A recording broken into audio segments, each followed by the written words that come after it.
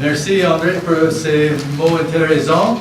Et prochainement, je veux vous introduire Adam Szymanski.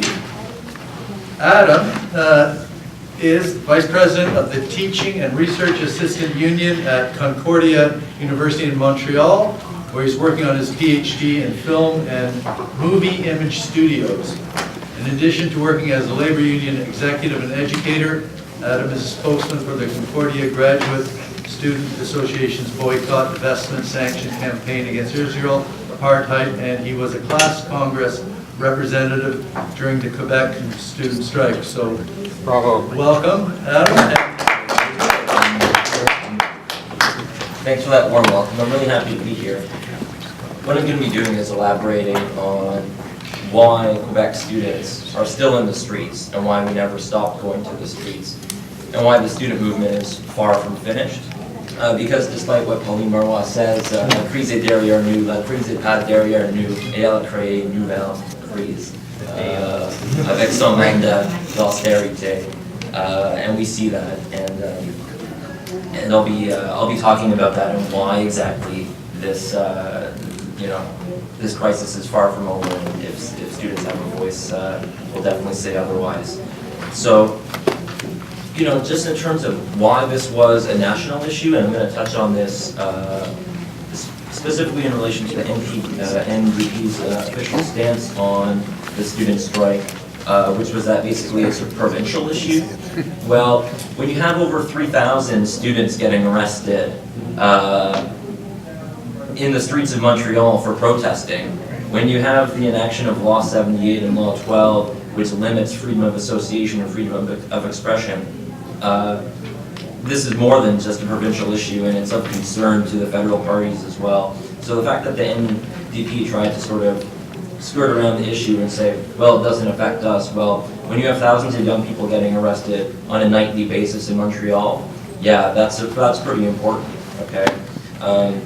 And just to sort of highlight the magnitude of that, during the October crisis, it's around 500 illegitimate arrests that were made. We're talking about thousands of illegitimate arrests made during the Quebec student strike.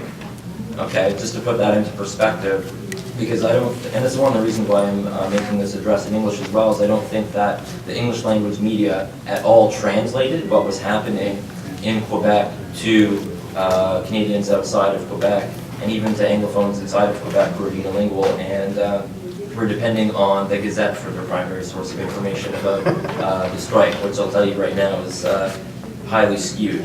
Okay, and during the strike, the police action was largely preemptive. Okay, so not preventative, but preemptive in the sense that they would declare protests illegal before they even started. They're continuing to do this today, and they would preempt the violence by actually agitating the crowd in a way which would then facilitate mass arrests. As we know, and this gentleman spoke to it at the beginning, is that you'd have groups of thousands of people walking through the streets of Montreal peacefully, no problems to be found. Next thing you know, flash grenades start going off over your head.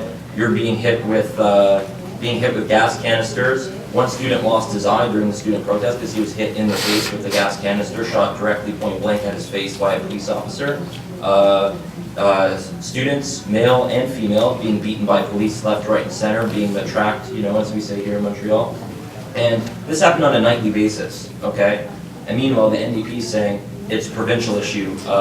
This is up to Jean Charest to resolve. Well, sorry, but when that's happening in the streets of Montreal, something needs to be done, and the NDP needs to take a strong stance on that. And I'll tell you right now, the NDP lost a lot of support from young people in Quebec, a lot of them who actually voted for the NDP in the last federal election when, we're in the biggest fights of our lives, right? Making history, having the biggest uprising in Quebec history. And meanwhile, the NDP's nowhere to be found, okay?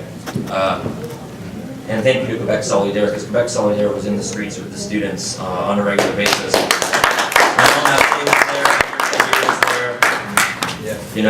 The representatives of Quebec Solidaire were there and actually put forward a free education platform, which is actually why they had such strong support from the students in that election. Okay. the solution, and I'll put this in quotation marks, the solution that Pauline Marois proposed when she was elected in September 2012 was not at all a solution, okay? She first announces that she's going to cancel the hike and then repeal Law 12, okay, this draconian law which allowed for these mass arrests. The FEC and the FUC, one of whose leaders ended up running for the PQ in that election, these are two of the major student unions, actually ended up agreeing with Pauline Marois and saying, yes, the strike is over, so we've got our solution here. But CLAS, the student group which actually represented the student strike much more accurately, and there's a reason why Gabriel Nadeau-Dubois was really the porte-parole of the movement and why people gravitated towards him, because he was actually advancing the interests of the movement much more than the FEC and the FUC were. There's a reason why CLAS and ASSE said no, the student strike and the student movement is not over, okay? And that's because never once did the PQ propose free education, right? And the student strike was about more than just canceling the hike. It was also about free education, it was also about anti-austerity politics. And the PQ never once addressed anti-austerity, and never once addressed the possibility, even, of free education, which is actually very possible through a progressive taxation system, okay? So the hike, Pauline Marois says she canceled it, but no, she didn't cancel the hike. She momentarily lowered the hike, okay? Right. So she says the hike is canceled, okay, the 75% increase is canceled, but then a few months later, you know, we have this, this education summit spectacle where the PQ basically just comes in and says, actually, we're going to index the tuition to inflation. And this isn't even a true indexation because they just sort of decided, okay, we're going to index the tuition 4%. So 4%, it doesn't sound like a lot, but that's 4% compounded yearly with no end in sight. That 4% adds up to 75%, Jean Charest's 75%, which basically led to this whole strike movement to begin with, very quickly in a number of years. Okay, and this is a direct attack on students, and it's on, you know, the audacity of proposing a tuition hike a few months after just saying you're canceling the hike, and then an indefinite hike at that. So the hike never got canceled, despite what Pauline Marois will tell you. The hike never got canceled. The hike got slightly lowered and temporarily, and that 4% will you know, climb up to the 75% very quickly. And not only that, not only was the hike, the tuition hike not canceled, the PQ decides they're going to slash university budgets by $124 million in the exact same budget. $124 million slashed from the university budget, okay? And I'll tell you what the effects of that are, and I know because I sit on university governance bodies. I'm a graduate student at Concordia. It means less teachers in the classroom. It means bigger class sizes. It means less money for part-time teachers, and it means less money for teaching assistants and research assistants. Okay, so it moves from not only being a tuition hike, but also being slashing of jobs and economic opportunities within the university sector itself. Okay, and this has an adverse effect primarily on sectors in the university which don't depend on corporate funding. Okay, so arts and humanities programs, fine arts programs, language programs, right? These suffer the most. Et c'est ça l'hypocrisie du PQ, parce qu'ils montrent qu'ils sont là pour la défense de la francophonie et de la culture québécoise, mais comment est-ce que le PQ peut défendre la culture québécoise si ils sont en train de faire des compressions dans le secteur universitaire? Il y a quelque chose là-bas qui ne marche pas. C'est une grande contradiction. So that's what we're saying as well. You know, that there's this fundamental contradiction at the heart of the PQ rhetoric. You can't protect the French language in Quebec, and you cannot protect Quebec culture without protecting the Quebec university system and public access to it. And students realize that.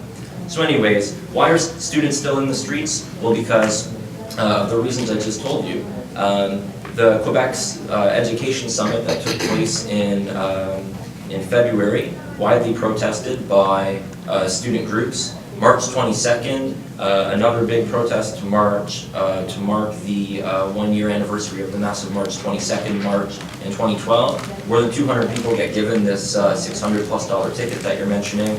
April 4th, 279 people get ticketed, and the march is announced illegal before it begins. So this has become the new tactic of the police, is they're basically just showing up to anywhere they know there's going to be a protest. And under this municipal bylaw, P6, or if you don't share your itinerary with the police, if you're wearing a scarf around your neck that covers part of your face, or if you're walking against the flow of traffic, you're automatically entitled to a $600 and around $50 ticket. Yeah, okay. And $637, that's a lot of money for a student, and especially if you're a regular activist. You know, try going to 2 protests a month and paying $1,200 a month in protest fees. So effectively, due to this bylaw, which is which there's actually constitutional challenges going through the courts about it right now, a case being put together, is effectively trying to stifle the student movement as we speak, because students are basically being deterred from hitting the streets because we're facing $600 every time we get more than a few people together and stand on the street. So, you know, as for what the role of the NDP is in that, well, I think it should be clear. I mean, we're all here in the Socialist Caucus for a reason today, and that's to say that we need a socialist perspective on this, and there's a reason why the Socialist Caucus has brought forward a resolution, not only for free education, but also for the repealing of all student debt, which I think is also a very much needed, needed resolution to pass. But you know, the NDP's silence on this issue is absolutely deafening, and I'll tell you right now that unless the NDP takes a very clear and strong stance on free education and also on protecting the right to assembly, because that's also what's at risk, because students are unable to get together in the streets and assemble without being ticketed over $600. It's very possible that we're going to see a massive move of disenfranchisement from the NDP in Quebec, and that youth here will not see the NDP as a viable option for any of their social justice struggles. So I'll leave it at that point.